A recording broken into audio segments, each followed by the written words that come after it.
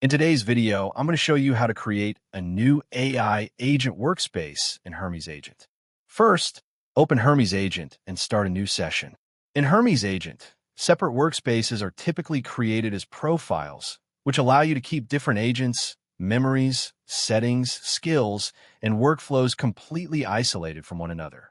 Next, create a new profile for your project. Give it a clear name based on its purpose, such as Research Assistant, Content Creator, or Customer Support Bot.